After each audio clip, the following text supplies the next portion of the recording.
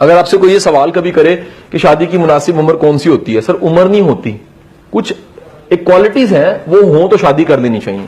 اور اس میں ایک کوالٹی نمبر 1 کیا ہے؟ بندہ ریسپانسبل ہونا چاہیے.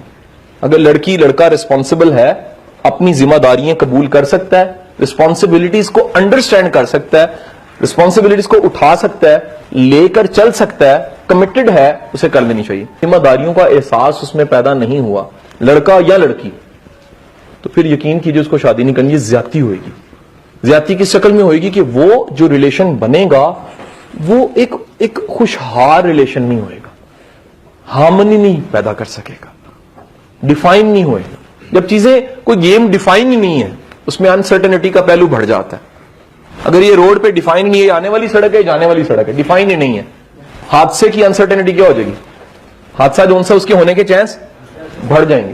سو سر یہ جو ہے ریلیشن، اس میں پہلی بات تو یہ ہے کہ کس فریم آف مائنڈ کے ساتھ خود کو بنانا چاہیے، کس ریفرنس تھاٹ کے ساتھ اپنی گرومنگ کرنی چاہیے اور ہونی چاہیے. دونوں چیزیں ہیں نا سر.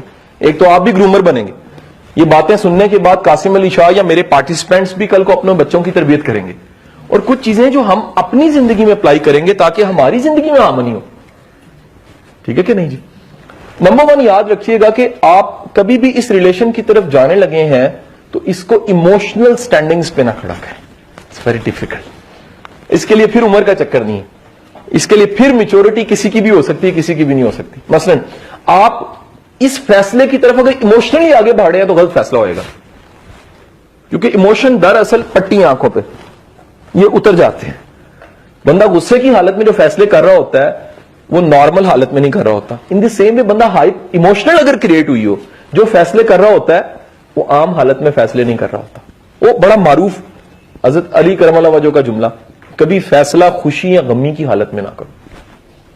شدید خوشی یا شدید غم کی حالت میں کبھی فیصلہ نہ کرو. ہمیشہ یاد رکھیے گا اگر ایموشنل ہائپ کریٹ ہوئی ہوئی ہے نا، جسے کہتے ہیں پیک آف لو، شادی کا فیصلہ بڑا سوچ سمجھ کے کیجیے گا، کیونکہ جو چیز شادی کروا رہی ہے وہ ایموشنز ہیں، اور ایموشنز پہ اعتبار نہیں کرنا چاہیے، یہ ریلائبل نہیں ہے. اچھا 2+2 = 4. It's from emotion of it's from logic. From logic. After 10 years, I will say 2+2 = 4. Why 4? Because it's logic. یہ 10 سال بعد بھی لاجک رہنا ہے. لیکن ایموشن کہتا ہے 2+2 = 400.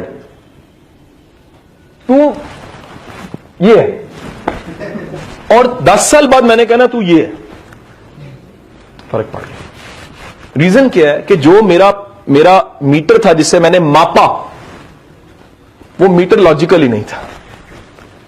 کتنا ایک عجیب لگتا ہے کہ آپ دودھ لینے جائیں اور اسے جا کے 5 گز دودھ دے دو. میرا پیمانہ ہی غلط ہے، 5 گز ہوتا ہی نہیں ہے. یا میں کپڑے کی دکان پہ کہوں یار 2 لیٹر کپڑا چاہیے مجھے، میرا ٹول غلط ہو گیا. سر ہمیشہ آپ ایک 200 روپے کی لنڈے کی جرسی بھی لیتے ہیں نا تو عقل استعمال کر کے، کپڑا چیک کر کے، کھینچ کھونچ کے، پہن کے، اتار کے، دیکھ کے کوئی ٹک تو نہیں لگا ہوا، اور اسے پوچھتے ہیں یار کی وجہ لگ رہی ہو، وہ کہنا باؤ جی اللہ دی شہزادے لگ رہے تھی. اور وہ جناب وہ بندہ جو سا وہ 200 روپیہ خرچنے، 200 روپے کی ڈیل پہ پوری عقل لگا دیتا ہے، اور اس میں بھی سوچتا رہتا کہ یار ایک پیس ہو لگ جانا نا کوئی چنگا، یہ نہیں سی لینا. یہ ایتھے نہ ٹیٹو جا بنیا ہوتا تو پھر یقین کرو ہے دنیا نے کہنا سی یار پریزیڈنٹ ہی لگ رہے ہیں. تو حضور والا 200 کی ڈیل میں عقل پوری اور زندگی کی ڈیل میں پورے ایموشنز لاجک زیرو. سے بڑی حماقت کیا ہو سکتی ہے؟